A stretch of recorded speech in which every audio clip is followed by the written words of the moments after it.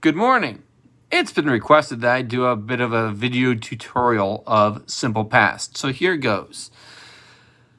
All right, so simple past is something that we do in both German and English. So I'm going to focus on the English first so you can get a hang of this. So in present tense, we have I cook, I see, I eat, I walk, right? In English, we have I cooked, I saw, I ate, I walked. In English, if you want to make something simple past, it's really simple. You just add, for a regular verb, an ed. I cooked, I walked. Okay, just add ed. It's that simple. It's called simple past for a reason. If it's an irregular verb, then the verb's going to make a change. So I see, I saw. I eat, I ate. Now, we've already learned a type of past tense called present perfect, and that's right here. So this is what present perfect looks like in English. I have cooked, I have seen, I have eaten, I have walked. You can't mix these. So you can't say, for example, instead of I see or I saw, you can't say I seen. You hear people say that all the time, and it drives me nuts because it's totally incorrect English. I have seen or I saw. You can't mix them. You can't say I seen. You wouldn't say I eaten, right? You would say I have eaten or I ate. You also wouldn't say I have ate. I hear every once in a while someone say I have eaten, and I'm just like, you have not learned any English. So that's simple past in English. We're not going to focus on the present perfect because that's so 2019. We're going to do simple past. So we have two sentences here. Ich mache Frühstück and ich gehe zum Laden. To do these in simple past, well, first off, let's look at what the present perfect was. Ich habe Frühstück gemacht. Ich bin zum Laden gegangen. We did that way back in the day. You added GE and a T if it was regular. If it was irregular, you looked on the irregular verb chart. Oh, is it sein? Can you do it to the store? Is it a change of state? All that garbage. We don't need any of that, so we're going to just ignore it. We're going to look at this. Ich blank Frühstück. Ich blank zum Laden. So what's going to happen is we're going to look on the irregular verb chart. Whoa, that went somewhere I needed to go to. We're going to look on the irregular verb chart for machen. It's not there. It's not on the irregular verb chart. Do you know what that tells us? It's regular. It's not on the irregular verb chart. So we're going to take the en off, and with ik, we're going to add a t and then conjugate with ik. So it's going to be machte. So let's take a look here at what it says. All right, ich, add a T and an E. Ich machte Frühstück. Boom, we just did it, okay? Ich machte Frühstück. That's just like adding an ED in English. You know, in German, D's and T's are related with English, right? So that shouldn't be surprising. In English, you add an ED. In German, you add a T. If it's an irregular verb, you are going to look on the irregular verb chart. So we're going to look up gehen right here. And to go. Now, don't look at the third column. I'm sorry, don't look at the fourth column, the last column. You don't need that column. That is like way back in last October. You want this second to last column where it says ging. If it has a GE on it, you're probably wrong. Ging. So we're going to go up here to our sentence, and we're going to add our stem. Ging. And then we're going to conjugate. We added the stem, and then with ik, well, you don't add anything. So it's just ich ging. So we're done. Ich ging zum Laden. There's a reason why it's called simple past.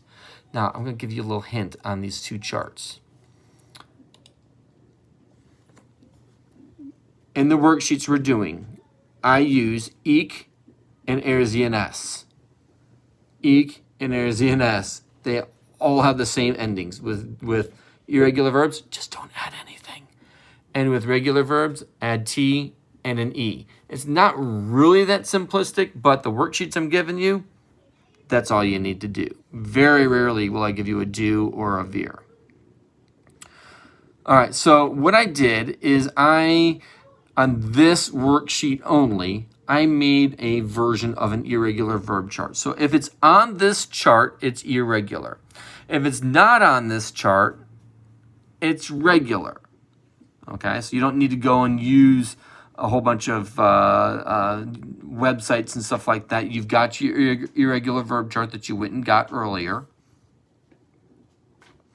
But here we go. So we're going to use the infinitive. Here's the English. Here's the simple past and the perfect. We're not going to use this column at all right now. It's just a distraction. Let's just ignore it. Okay? You want the infinitive, the en version, the English, and the simple past. Okay. I also want to tell you about some separable prefix verbs. So we have verbs that the prefix separates, right? Like angreifen. Well, what you would do is you would look up the past tense of greifen, which is right here. Greifen, which means to grab. Griff. Huh. Doesn't it sound like grip? It does, doesn't it? Yeah. Well, there's a reason for that. So we have greifen. Ich griff Superman an. So angreifen's to attack. Ich griff Superman an. I attacked Superman. Or if we have umbringen. So we're going to look at bringen, which is brachte. And then we'll just take that down here. Ich brachte Superman I killed Superman. Whoa. I must be pretty powerful. Okay, so I want to look at this irregular verb chart a little bit here and point out some things. So, do you notice in English it goes bite, bit? Well, there you go. Bite, bison, bis. Brecken is to break. What's the past tense of break? Broke, brock. Do you see some similarities? With bringen, so this one's kind of funky. Remember, anything that's a CHT is a GHT in English, right? Well, CHT, we change the CHT to a GHT and you get brought. What's the past tense of bring? Brought. To eat, ate. Essen, ass. Let's see here. Gehen, that one's not going to do it so much, but we already talked about it. Greifen is to grab. Griff, it's like grip, right? Fallen, well, the past tense of to fall is fell, so fiel. We have kommen, came, right? These are very similar to what we do in English, and that's not by accident. The German is the parent language, and English came from it. Well, this whole past tense structure that we have in English is the same as German. Look at this. It's exactly the same. Sing, sang. Springen's to jump, but spring, right? Spring, sprung, gesprungen. Spring, sprang, sprung.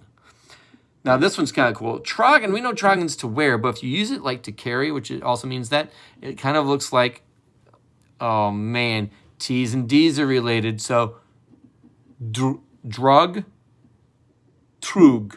Okay, do you see the similarities between the past tense in German and the past tense in English? All right, so down here, what I want you to do is I want you to find these simple past stems. So I've got a couple of them here for you already. I'm going to make them disappear. Hold on. Boop. Whoa, they're gone. Where'd they go? All right, so Naaman, if we come up here, we get Naaman to take Nam. So the simple past of Naaman is Nam. I'll take it to Nam, Vietnam, right?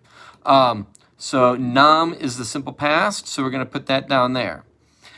Wechseln is not on the list. So if it's not on the irregular verb chart, it must be regular. What was wechseln again? Oh yeah, to exchange money. So we're going to take the en, or in this case, it's just the n, off, wechsel, add a t, and then conjugate with ik. Wechselte. Wechselte. Oh. So if it's a regular verb, just add t and conjugate. Arbeiten's a little funky, so I'm going to do that one with you too, because with arbeiten, it already ends in t. So if we add another t, it's going to sound really weird. Arbeit is hard to say. So we're going to add an e in between. So arbeitet. You only do that if the stem of the verb ends with the t sound. So that one's arbeitet. Okay. So go ahead and do that part. And then when you're done, there's some sentences. So I've got two of them here for you. The lion killed the giraffe. So it depends on what word for kill you want to use. If we use töten, der Löwe, töten. Okay, so we're going to take the en off and add a t. Oh, it ends in a t, just like arbeiten. So instead of it being t, which is hard to say, we're going to say tötete. Die Giraffe. Or we could use umbringen. Der Löwe bringen die Giraffe. We got the at the end. Now let's go up and look at bringen on the irregular verb chart. And that was, oh yeah, that's right, because bring, brought, so brachte with the CHT. So we're going to take that down here, and we'll say, der Löwe brachte die Giraffe Okay, you can do either one of those is correct. The hippo swam in the Nile. Das Nilpferd schwamm, because that's the past tense of schwimmen. Looks like swam, doesn't it? In dem Nilfluss. Okay. Go ahead and finish what we haven't done yet. And I hope this was helpful. Auf Wiedersehen.